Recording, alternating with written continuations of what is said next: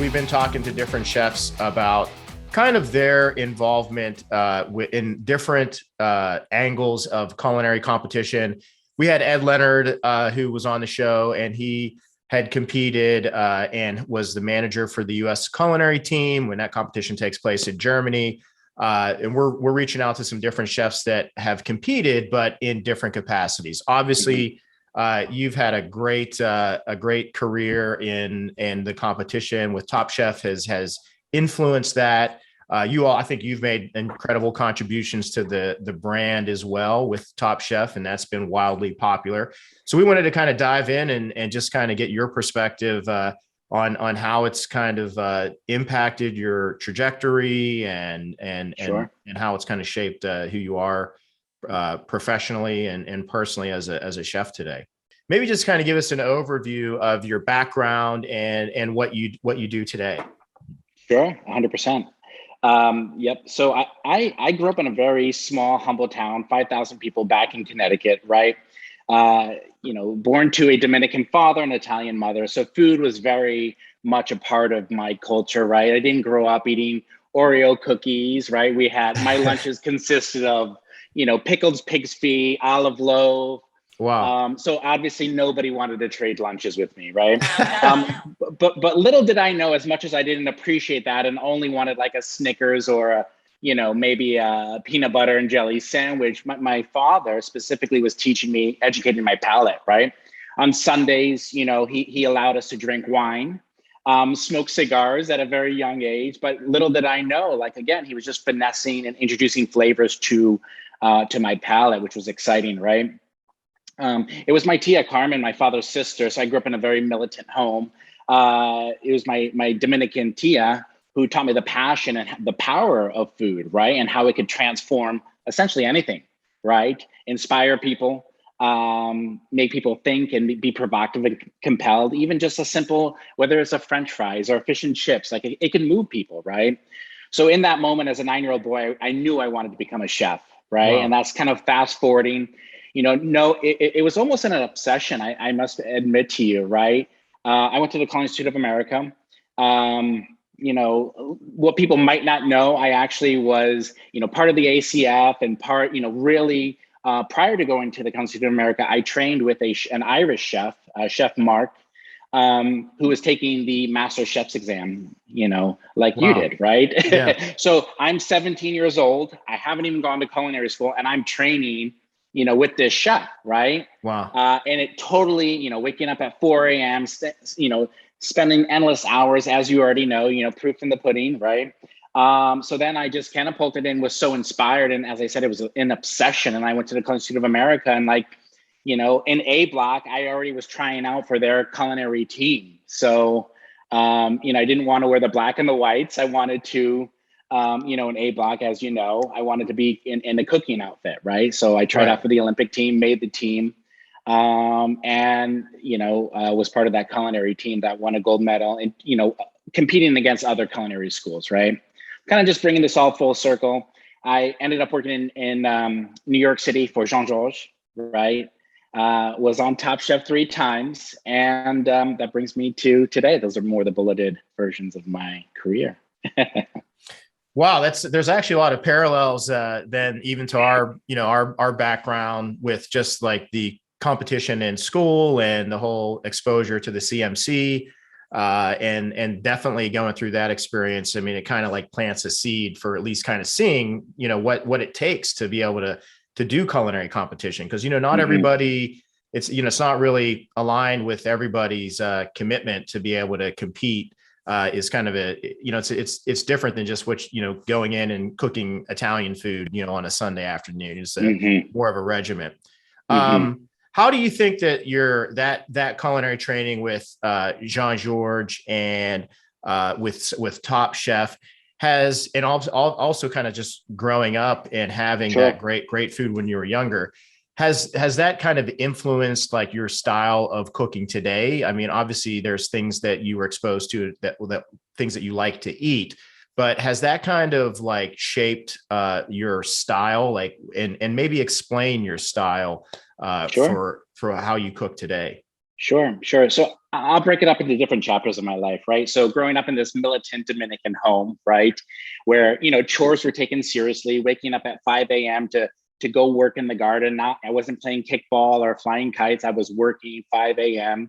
Even on school days, I was up in the garden at times, weeding, tilling, right? So I think growing up, there's regiment, there's consistency, right? Little did I know, my dad in a Dominican home, like we ate rice, like rice and beans, Christopher, you could attest to that. And that was my job, right? Was to clean rice. And, my dad was like a prison guard. He would, be behind me and watching me. And if there was a grain, I'd go grain by grain by grain in this long wooden bowl. And if there was, a pebble or a dirty rice, there was hell to pay. So it was about what you're going to do. If you're going to do it, you're going to do it with intention. You're going to do it with details, right? So that was my earlier chapter. But I think that really created the, going to Jean-Georges, right? Who's just, truly like a father figure and a mentor to me. It's just, at that level in a 3 Michelin star environment, it's just, it's that compounded effect of details, the details compounding, and that's how you get brilliance, right? It's in those areas that people might look past, but we look to, right? And that's what creates that brilliance. So I think that environment created, taught me to be more very detail oriented. And it's like that 1% and 2% that really sees that subtle shift. And, in competing, it's just that hairline maneuver, moving, positioning of a plate, right? Or positioning of a duck or a protein or a vegetable, right? That's what the difference is. So being maniacal and almost obsessive about those details. And obviously just simplicity is excellence, right?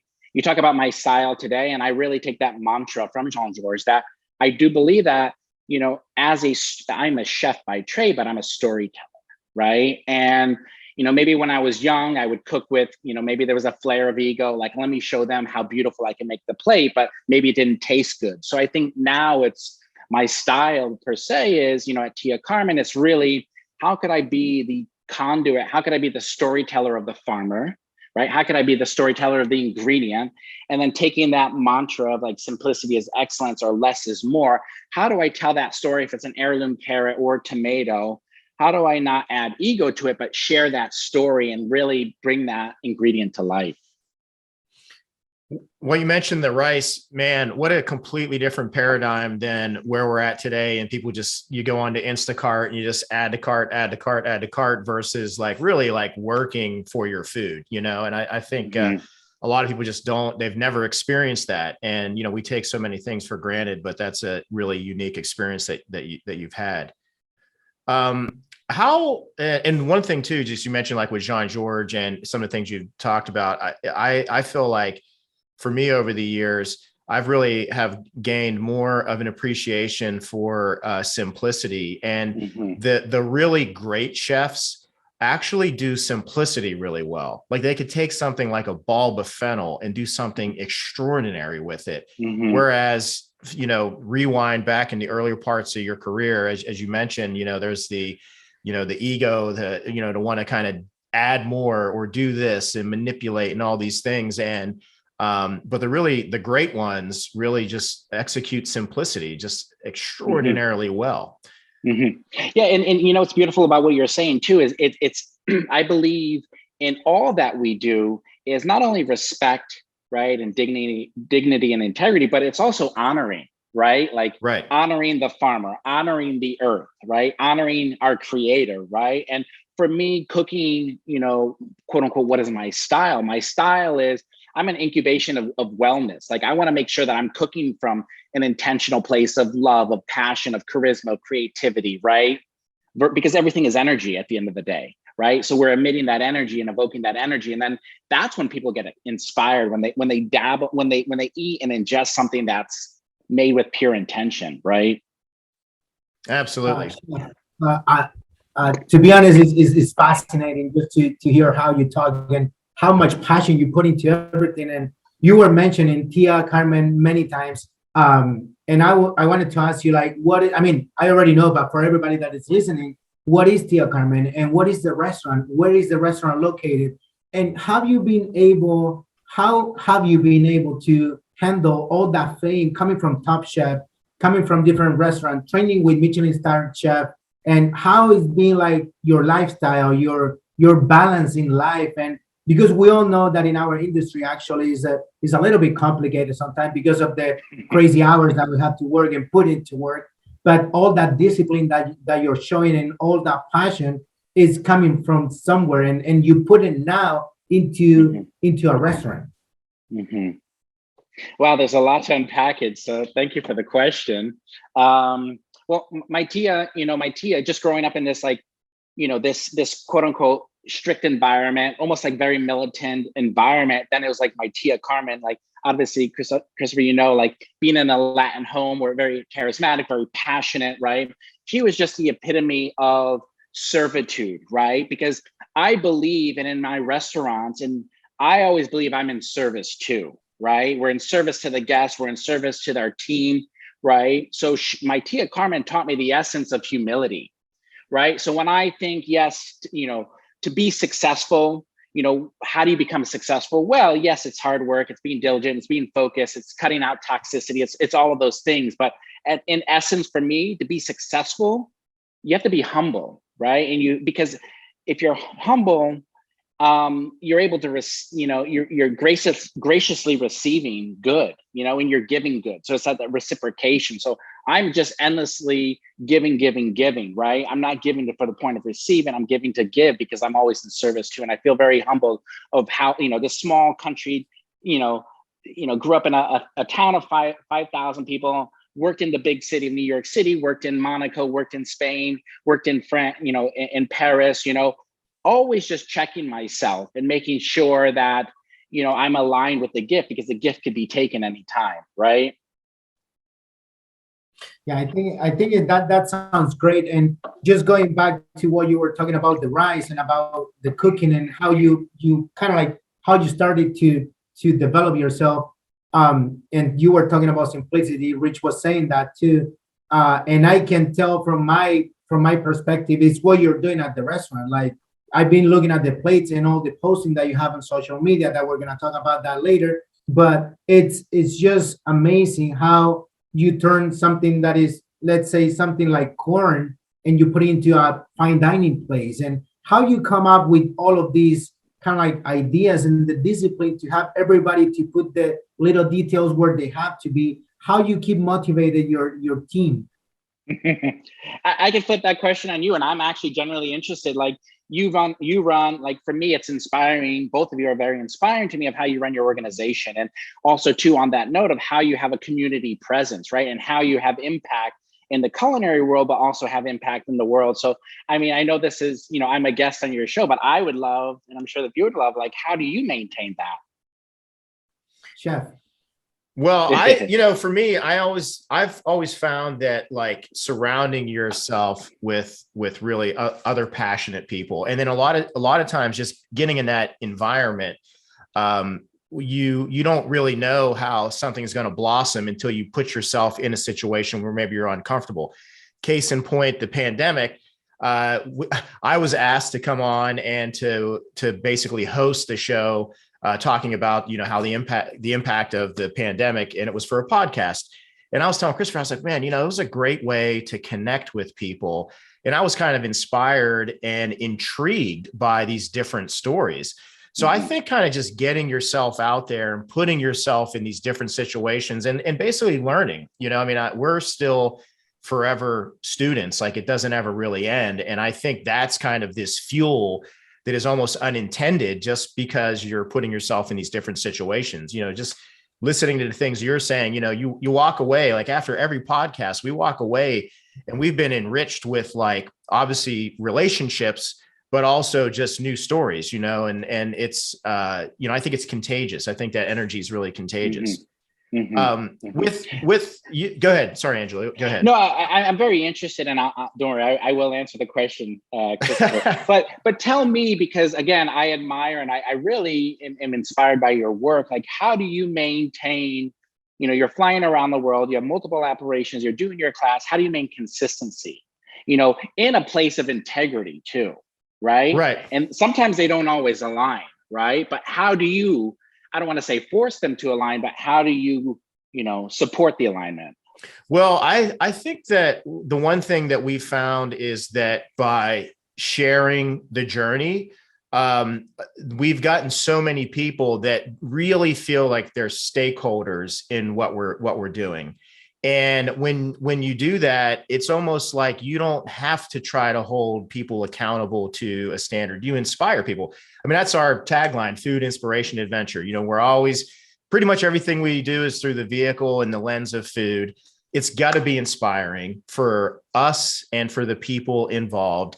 And the adventure component is, you never know what's like around the corner, like what we're going to sink our teeth into next. And I like that. I mean, I'm that excites me.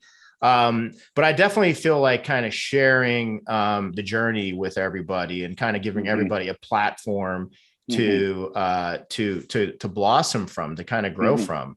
We have somebody, I mean, I hate to call him a kid, but really during the pandemic, one of my neighbors had asked us, hey, we've got Mark wants to get into the kitchen, and he's thinking about maybe going down the path of culinary school.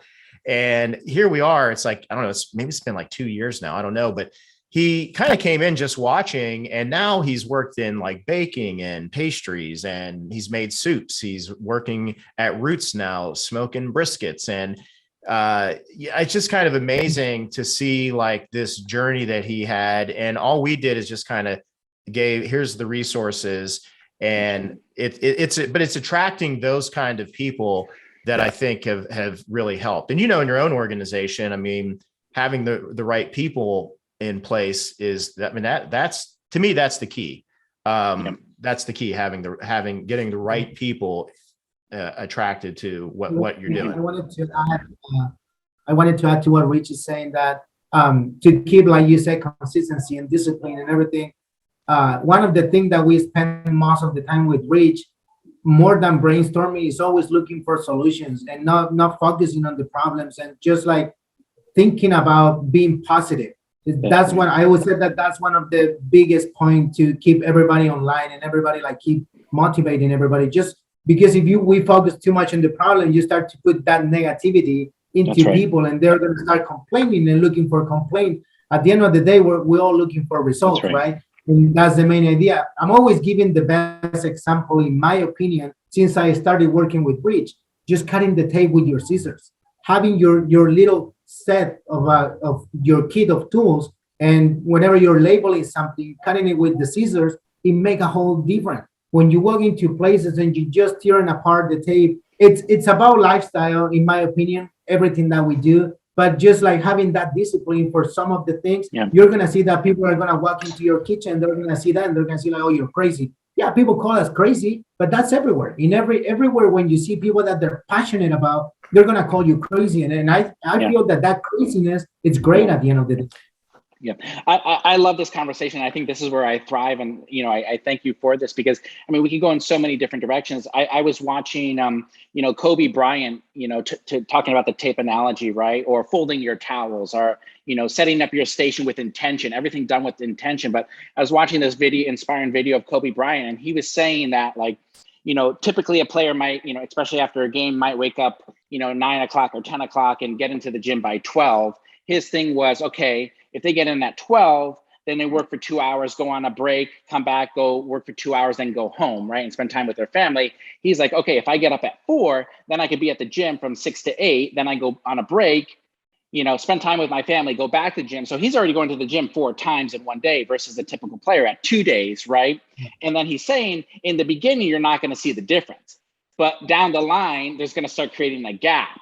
And then next thing you know, you're already 5 years ahead. And that's why he's, you know, in the Hall of Fame. And I think it's to the point, one, I think it's these daily habits. It's being maniacal about the tape, or maniacal about folding the towel, because those lead to bigger things. Because if you're not folding, you know, cutting the tape straight, or labeling it properly, or folding your towels, that probably leads to inconsistencies of the food, right? Or inconsistencies of cleanliness, which is the highest standard. So to your point, it's about creating this environment, challenging each other, like almost like collaborating together to create this environment, and holding each other accountable through honesty, transparency, you know, and knowing that the vision is greater than what we're, you know, the vision is so great, and you have everybody's buying, and you're creating that environment, right?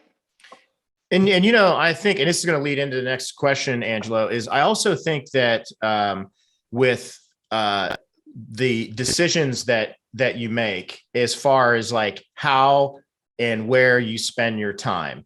And I used to sometimes, you know, I might come off as like, okay, I don't want to talk about that anymore. Like if I'm having a team meeting, it's like, okay, I got that. Let's, you know, and it's like not disrespectful, but in the interest of being efficient with what we need to accomplish, that's a point, we've established it, but now let's kind of stay focused. And I know that like with trying to make the right decisions, and I think about my every day, I think about it like my time is like a dollar bill. Like, where am I going to spend that time? Like I literally like just started taking Taekwondo lessons with my kids. And it's like, hey, that's time that I want to spend. And I'm in there kind of sparring with Liam, and it's cool. I love it. But where I was going at with this is I'm curious, like with the pandemic, you know, we all kind of went through this where it was like this thing just like shut us down. And a lot of people had time at home to do things that maybe before they didn't have the time to do. And once they had a taste of that freedom to kind of say, hey, I kind of like, you know, not being in the kitchen, you know, 24/7.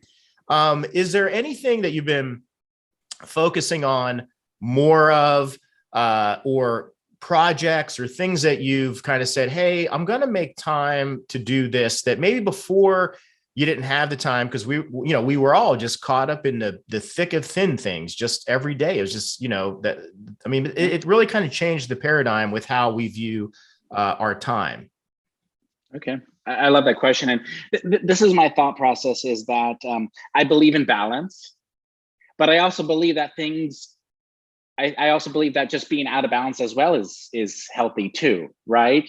Because I think, you know, it's like that concept of yin and yang. You need the light to balance the darkness to balance the light. So you need both, right? So that being said, for me, I think this last, you know, even prior to COVID till today, you know, one thing that I set time apart in is creativity. Like creativity is, it's a part of my being, right? And if, you know, I believe in, you know, creating things that are pure, right? And that are just not like, hey, like, oh, well, I looked at this cookbook and I'm going to copy that. It's like something that's genuine and thoughtful, right? So I believe in this thoughtfulness process, and how I put myself in a creative space is I'm 100%, not to sound cliche, I'm in nature a lot. I'm at the beach. I'm putting my feet into the water. I'm feeling what that water feels like, because if I could just create this neutrality within myself, you know, then I create this openness. And when I have that openness, I'm just connected. And when I'm connected to whatever you believe, if that's Buddha, God, the universe, like Mother Nature, I believe in the universe, and I believe in that energy that's coming to me. And when I'm truly connected, because if you think the word creator, you know, the derivative is creativity, you know, or the extraction is creativity. So when I'm connected to the earth, I'm just like ultra creative. So I would say creating time for creativity, to really think about things that are thoughtful, intentional, and that have energy to it that could transform someone or something. Do you have a method for being creative, a way that you come up with like your best ideas? Like some people, it's like, hey, when I'm out running, or for me, it's like being alone in the kitchen before the team gets there. Or are you the kind of person that just, you got to be in the environment and think, you just see things that kind of spark creativity? Like how do you find that creativity? Yeah, I'll answer it two ways. I think one, like you, complete solitude, like dead silence is like almost like monk-like, is like the best. Like put me in a room by myself, probably with as little distractions as possible, but put me in the environment. So that being said, for Tia Carmen, you know, in Phoenix, you know, with the hotel, they were so supportive, and they created, like, I'll just use the word laboratory for me, right? And I was able to do fermentations. I was able to organize it the way that I wanted to. So I put myself in that environment. I was able to just connect to the ingredients. And then there was just ideas. And I'll give you a great example. So the other answer was this, was I get a lot of, and not to sound strange and weird, but to own it, is I dream a lot. Like in my dreams, I have dishes. And a great example, when we were doing the menu development, 7-month menu development for Tia Carmen, and having this laboratory of ingredients, spices, and all of that, and fermentations going, I just came in one day because I learned how to make mole, right? But I wanted to be in that storyteller. I wanted it to be relevant to the Southwest. So we have this beautiful Tempari bean, which is from the Pima tribe. So I want to take the concept of a mole, take these beans. So we did a mole negro made from these beans, and we fermented it. Now it's fermented 11 months. But that day I walked in and I was just like, hey, nobody talk to me. Okay, I got this. So I made the mole, took these Japanese yams, purple yams, cooked them on the embers of the mesquite to get that beautiful smoke, put that on top of the mole, put some carrots, just roasted them just to the point where they had this beautiful like al dente, like twosomeness, had them standing horizontal, covered it with this beautiful cheese, like a queso. It was made from feta, queso like a spuma, and dusted it with this burnt corn dust on top. And when you eat it, I was just like, kind of just dropped the spoon and stepped back, and everybody, I don't drink, so my body's very sensitive, and the hairs on my arms were just like, okay, like this is on point, right? So that's another expression of creativity for me, is like a lot of times I just dream of these dishes, right?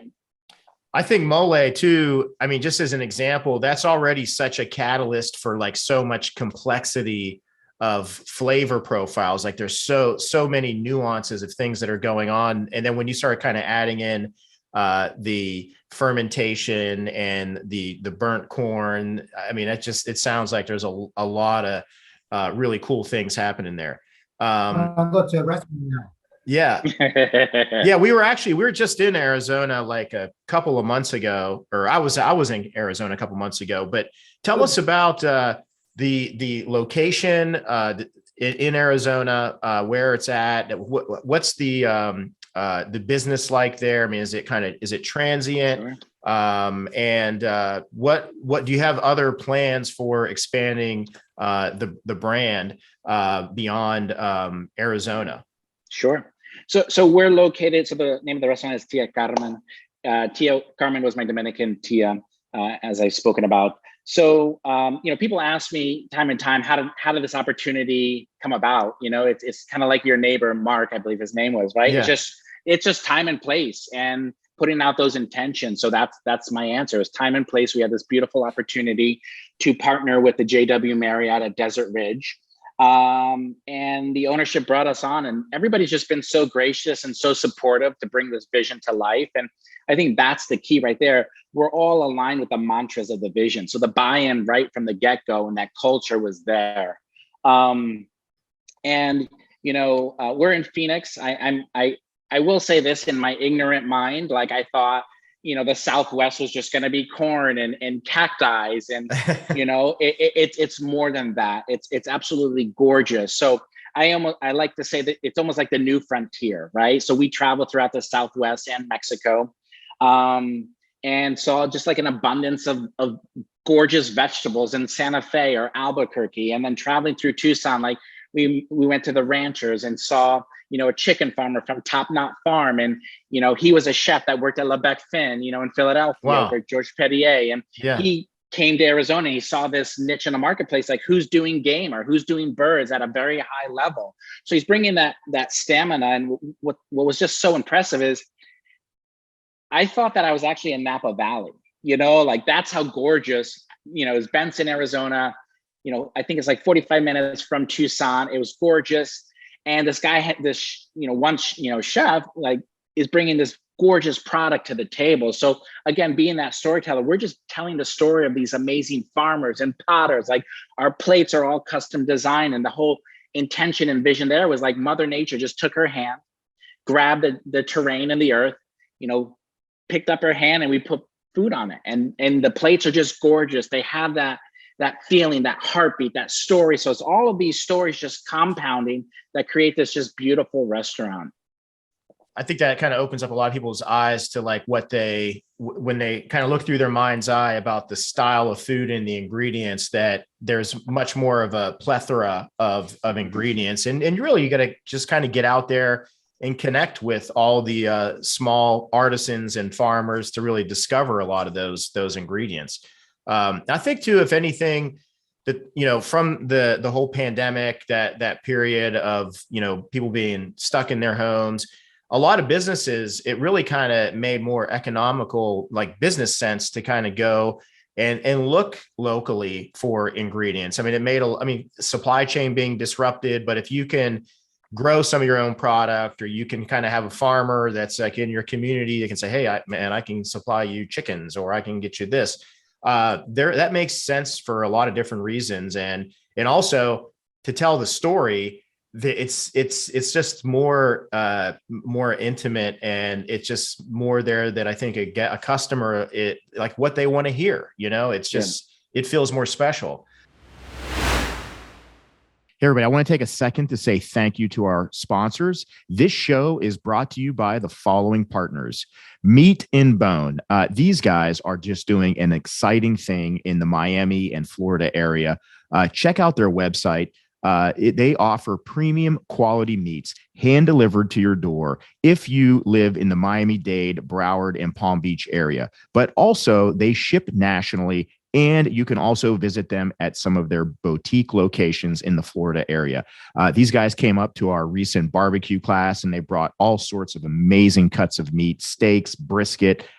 Listen, if you're looking for quality steaks like you would get in a restaurant, check these guys out. They've got some incredible selection and top-notch quality.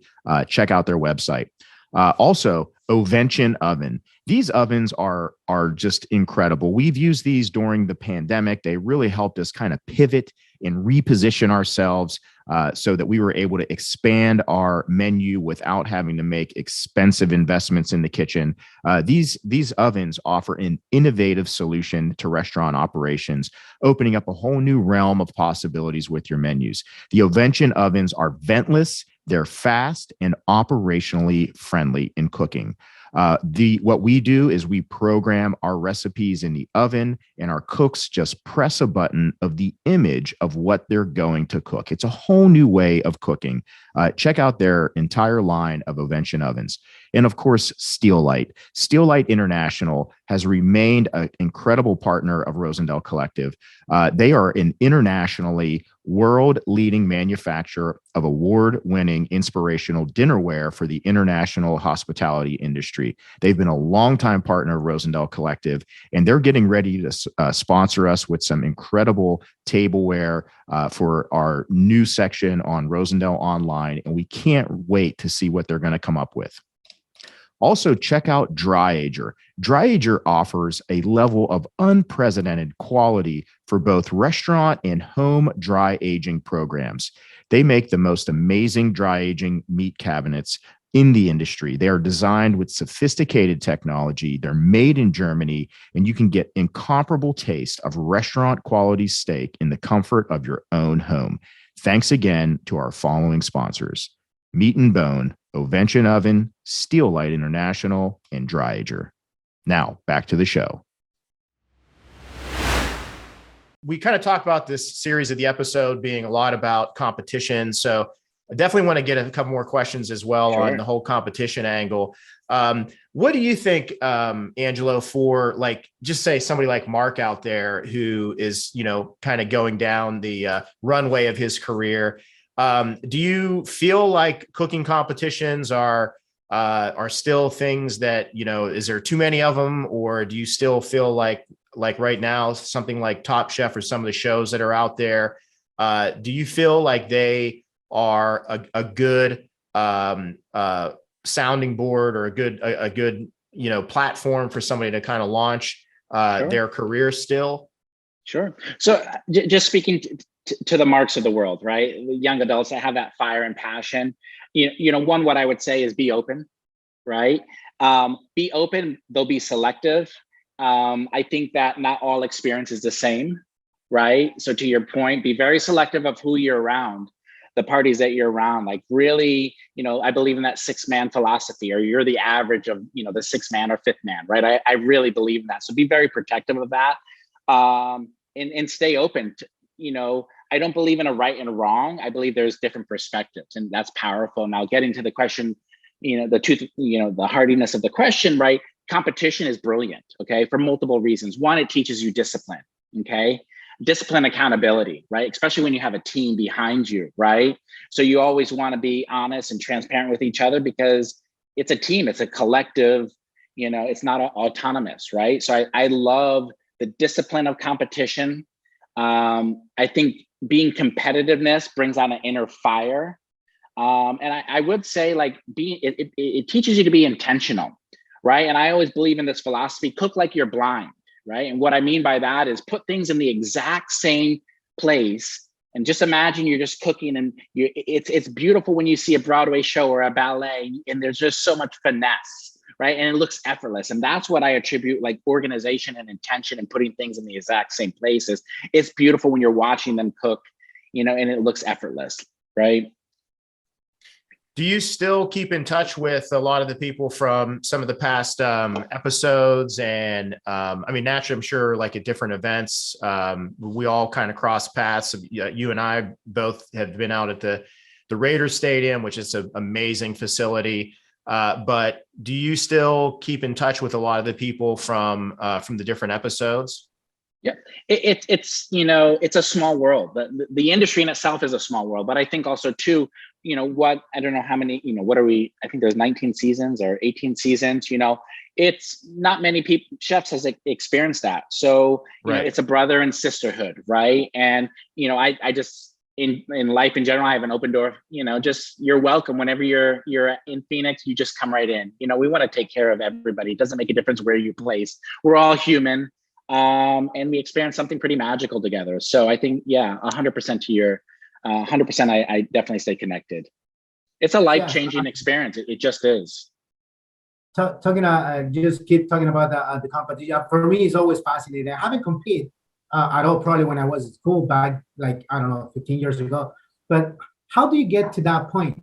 What do you do in social media right now? Or what do you have to do to get noticed by Food Network, for example, or for anybody just to go, or you just look for more opportunities, just go and knock doors and something like that? Or how do you get to that point, like to get to Top Chef or get to Master Chef or any of those TV shows? Or because I know that there's many people that they're gonna say they're gonna call you lucky because you got out there on TV, but they have not the full story. Because I was reading everything about you. I was literally a stalker before the podcast, and when we met you from AOS, and which that's were going great, back to great uniform. The aprons were amazing. That's what people don't know, because you're extremely stylish. You have that sense of like, I mean, it's different. That's my point. Is just another level that many people don't know. And they're probably they call you, oh no, you're lucky because you went in Top Chef, and then you went again, and then you went again, and now you have your own restaurant, and you were nominated for but they don't know the full story. So how do you get up there? Wow. Well, thank you, first of all. I think Richard covered this. One, you have to put yourself out there, right? You just got to be open. You got to constantly put yourself out there. And then through that lens of putting yourself out there, you have to be very selective, because one road leads to the next, right? But what I will say is, prior to even going on Top Chef, at this point, going back in time, I'd worked for Jean-Georges for 4 years. I was in Monaco with Ducasse at Louis XV. I was in Paris. I was staging at Arzac in San Sebastian, so I really didn't have to do Top Chef, right? And I don't mean that in an arrogant sense. I'm just saying, like, I had a good pedigree, right? Though I'm an individual that I love, I love to learn. I'm always, like you said, we're always learning, but also too, I like competitiveness, because for me, when you're around the best, it breeds that greatness, right? And I knew at a very, at 9-year-old boy, I wanted to be not just a chef, I wanted to be, a very high caliber chef, right? And that's why I took my training so seriously and made great sacrifices, as we've all have, right? So I think just putting myself out there, and being very intentional of the direction that I wanted to go in, right? I hope that answered your question.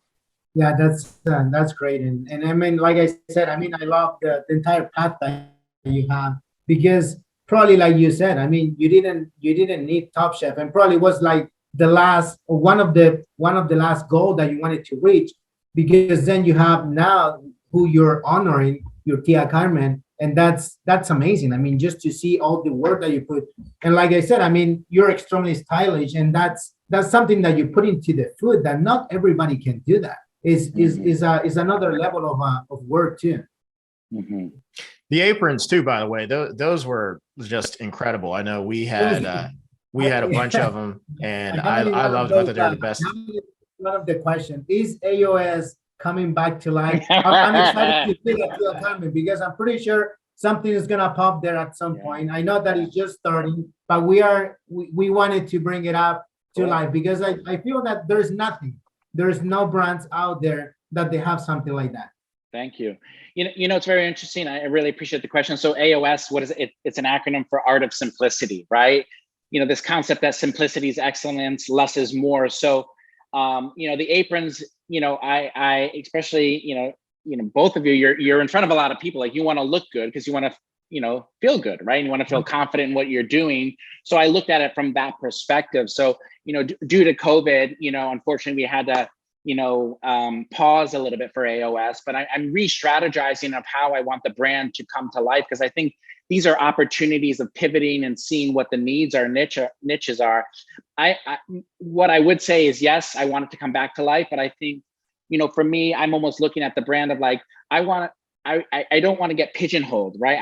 I want to create things that are beautiful, right? And that could be very open-ended as well. For me, that's kind of like what's on my heart and on my mind, is like, I just have to define what that beauty is, that chefs, you know, what is that niche, right? Because I want it to be, you know, definitely have an impression.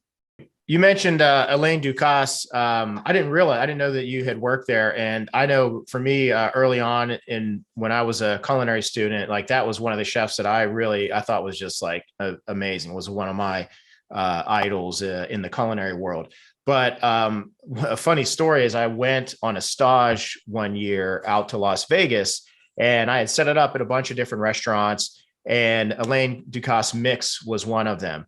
And I was only in there for a couple of days, and I was talking to the chef de cuisine there. I was like, man, do you think that Alain Ducasse is going to be here? He's like, oh, you know, he wasn't there super frequently. And they were like, that's very unlikely. So anyway, I was out front. They had me out front in the kitchen, and I was like cleaning truffles, and I kind of see just out of my peripheral vision this like really nice suit like walking up to the line, and I looked up and it was Alain Ducasse standing. And I was like so excited. He put his hand out and shook my hand, and I was like, oh my God, it's just like it made the entire trip. So that was like unbelievable. But he was one of those chefs that, you know, Robichon, Jean-Georges, all those guys, just, you know, pillars of the industry as far as like what they've contributed. Just amazing. But that was a cool experience for me. Yeah. What a brilliant, I mean, what gets me too is like these people like Jean-Georges and even Daniel Boulud and all these people that I know, they're just such gracious, they're just like gentlemen, you know, and that's beautiful. So when you're at this level of success, of how gracious you are and how giving you are and how you want to expand the industry, right? And support the industry and guide the industry. I think it's so powerful. So Chef, I do have a question. So, you know, I don't know the extent of your career. So like, what inspires you of when you were like younger, right? And what inspires you today? Like, what does that look like, you know, or has it changed? Well, I think for me, whenever I first started cooking, I got the competition bug when I was in culinary school, and I started doing a lot of competing, and competing kind of took me like all over the world. Like, it opened up all these different doors. I found myself traveling to different countries and competing on the Olympic team, and then doing Bocuse d'Or. I mean, it really just like, it kind of just changed the whole trajectory of what, if I had not competed, I don't know, I probably would have been a completely different chef.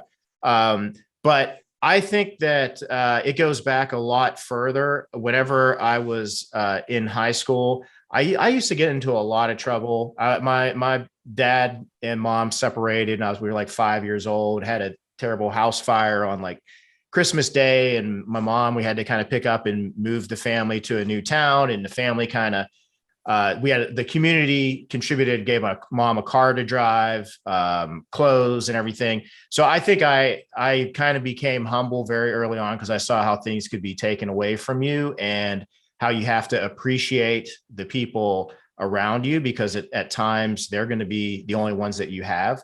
And but when I started going into high school, I still, because I guess didn't have the father figure in the house, I got into a lot of trouble, and cooking kind of just got me on track. And I think because of the return on the investment in cooking, all these things that it's kind of given me, I think I've been very just gracious, grateful for what the industry has given me. And it never really has felt like work. I mean, I kind of, even now, I think just being able to create things.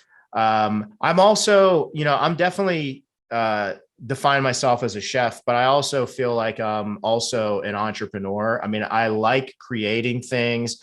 I'm fascinated with business. I'm fascinated with food. I mean, I don't know. I think it's that, maybe that hunger for learning, being a student, the things that we've just been talking about. I think that inspires people. You want to be better, today than you were yesterday. And the way you do that is you got to kind of just feed that energy. And if you don't have that curiosity and you're not asking those questions, that can stifle a lot, and I think the danger of not making decisions and not putting yourself out there, that's a dangerous proposition. I mean, sometimes you got to fail in order to succeed. I mean, I know my first restaurant I opened up in Columbus, Ohio. It failed. I mean, we opened it up, and a couple of years later, we had the recession going on, and we ended up, it was like the sales like dropped off a cliff, and all of a sudden I'm like, oh my God, am I gonna be able to cover payroll and all this stuff? And it closed. But I kind of said to myself, I was like, maybe that was the best thing that could have happened, because I look at where I'm at today, and that was just part of the journey. What if it was just, just enough sales to squeak me through, and I would have made it through, but I never would have had this path, which I love the path that I'm on now. What if that was good enough, but I wouldn't have had the experiences of what I'm doing today? We probably wouldn't be having this conversation. 100%. And I love what you're saying, because people use this word failure all the time. I don't necessarily like that word. I love the word discovery. Right. Totally. To your point, totally. You discovered something, you gained pure knowledge. Like, hopefully you're not going to repeat that, or maybe you do repeat that, but you're going to learn something new. Right. So there's different levels, right? It's almost like karate. There's different belts to life, right? Yeah. And we learn and we grow. Well, and that's an excellent point, because I think like you and I mean, absolutely on the same page with like the discovery part of it. But I think the general public and a lot of people that maybe haven't really experienced that discovery, they're far more familiar, and it's easier to discover something or to label something as like a failure. But I look at it as like, hey, when I get introduced, I usually get introduced by my accolades, but sometimes I'm like, man, it'd be interesting to introduce me as maybe things that didn't, that discovery phase of the things that they didn't go as well. When we went to do Boku's Door, we were planning on getting gold medal, being on the podium, and it just didn't go that way. But I feel like we made huge contributions to the initiative for the United States. We made major contributions, and that that was our role in the United States eventually getting onto the podium, is all of us kind of playing our part, making our contribution. That's right. I just love this, because I think sometimes we fixate, yes, we want to win, right? But quote unquote, how do you define winning? You know what I'm saying? Totally. And like, sometimes the lesson and the learning is greater than the win, right? And it's very interesting. It's not like today you just popped up and became successful and had your empire. And it's not like I just woke up today and it took, I took out a $13,000 loan to work at Jean-Georges, because at that time they were paying $6.50 an hour. And all I did was say yes to chef. And then I took my old Motorola phone, I'm obviously dating myself, and flipped, and I typed in, okay, 650 times whatever the hours. And oh my God, I can't afford rent. So instead of going home after, and you have to realize is I lived in Connecticut. So I was taking a 2-hour train to get to work at Jean-Georges. So I was traveling 4 hours a day. So I had my commute Wow. on top of working 12, 14 hours. Sometimes I slept in, in the locker room or slept at Grand Central Station, right? But the point is that those are the start, to your point of leading that way. I feel like culinary schools and all this, they teach, obviously they want to set us up for success, but it would really be powerful to hear these stories, to be Absolutely. successful. It takes beyond sacrifice. It takes, when my restaurant in Vegas closed, there was a time that I lived in my car, and hey, am I proud of that? It just is what it is. But Right. what it taught me was I'm a fighter and I believe in myself and I'm not going to get down. Like, hey, were there moments where I doubted myself and is this the right path for me? I was up against it, but I also knew that I was put in this position to learn and to grow and to take, so I took responsibility. And once I took that responsibility, my life just changed, Right. So, these tough lessons are great lessons. It's like we're going to the Harvard or the MITs of the world, right? Yeah. Well, and I think that's the thing is, you being transparent, and even like what I was saying is the fact that people need to be able to see themselves in these other stories, and so that they can say, hey, listen, I still need to kind of have hope for the journey that I'm on, because other people that are maybe doing what I want to do, or you have a restaurant, it's like, listen, man, you just got to keep going. It's just like, if you don't get the gold medal, you don't, doesn't mean you have to stop competing. It's just that you just got to use that as fuel to keep up the momentum. And, I think you brought up some incredible points, and I think that it's going to be really relatable to a lot of our listeners. So if you don't mind the question. So like in that moment, so you got up on, they were announcing the medalists, right? So in that moment, how did you have, one, what was your reaction? Two, how did you have that wisdom and discernment, be like, okay, well, there's a lot of good that came out of here, right? Yeah. So how were you able to view that? And how much time did it take you to get to that place? Yeah. I mean, surprisingly, I recovered pretty quickly. Like on the way back, I found myself kind of talking to Corey and trying to say, hey man, listen, dude, I kind of use the analogy. I don't know if you've seen the movie Moneyball, and he kind of talks about how the guy hit the home run and he didn't even know it. Like he changed the game. And I said, listen, sometimes, success it doesn't always look the way you think it's going to look.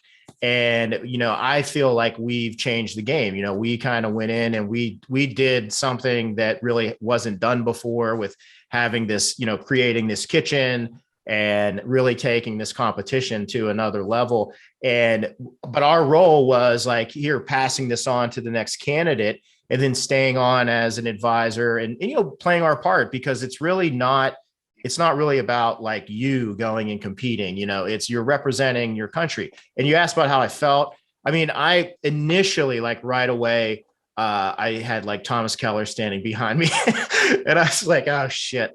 So I felt like, my heart, like kind of just my stomach, I was just like, oh God, I'm struggling. So once he made me feel, like I should be very proud, and I was. But him and Danielle, I think that was just looking to all of them. And my mentor, Peter Timmons, was there. But, Chef Timmons used to talk to me about the Bocuse d'Or when I was an apprentice. And he was the executive chef of the Greenbrier before me. He was my mentor. And he had told me he would always push me and talk about competing in the Bocuse d'Or. Little did he know, eventually I would compete in the Bocuse d'Or. And I think one of the proudest moments for me was coming in that morning with this entourage of like some of the world's best chefs. Wow. And my mentor, one of my mentors, Peter Timmons, standing with, Baloo and Keller and all of them. It was just really, that was enough for me. And they had asked me when we got back, do you want to go back again? Obviously you have to go through tryouts and all this stuff. I was like, absolutely not. I'm punching out, but I definitely want to stay on and be part of the initiative. And then Phil Tessier ended up coming back and was just an amazing candidate, incredible attitude and craftsman. And we finally got on the podium. So it was an amazing, amazing ride and amazing story. But Angelo, this is like really just awesome conversation with you. And we kind of, obviously we've exchanged some text and messages and stuff with, obviously doing the stuff out there with the Raiders, and we've talked about cooking classes and different things, but we, any opportunity we have to support what you're doing or to collaborate, we would love to, and definitely want to come out and see you at the restaurant in Arizona. I definitely want to do that. And you're always welcome out here. I'm in Northern Virginia. We have the restaurant here, and, we travel a lot, do a lot of neat things, but, obviously we think super highly of you. And I think our listeners are going to really walk away inspired. If you can tell us where people can find out more about you and more about the restaurant, we would love to know. And of course, anything else that you may have. 100%. Thank you. I feel like this was like a first chapter. I feel like we could keep going, right? Totally, man. Yeah, so totally. If there's other chapters, let's dive into this. I'd love to. And thank you. Really inspiring hearing you talk. I obviously social media is great. Chef Angelo Sosa is my handle for Instagram, and then Tia Carmen PHX, I believe it is, for Tia Carmen Phoenix. Yeah. Appreciate you both very much, and this was really awesome to hear. Likewise, Chef. Thank you, Christopher. Anything else? I'm good. I mean, I'm really pumped, and besides that, I'm here helping the team. I'm really excited for everything, and just listening to both of you is just even better. It just keep you going. I mean, you both were talking at some point about what you used to do to get to the restaurant, what you used to do to get where you are now. And that's what I feel that in many people, young culinarians, is kind of like, is they're losing that passion. Like what you were saying, like, I mean, what happened in Vegas? Well, I stay in Vegas, so we're not going to talk about that, but it's something that you keep fighting for. You keep fighting because you want to be out there. You want to be better tomorrow. And I feel that that's really is really valuable for everybody. So thank you so much. Inspiring. Thank you for taking super inspiring. Thank you, yeah, super inspiring. Thank All right, you. Chef. Thanks so much. Thank you so much. Thanks, Angelo. Have a Take great care. day. Thank you. Bye.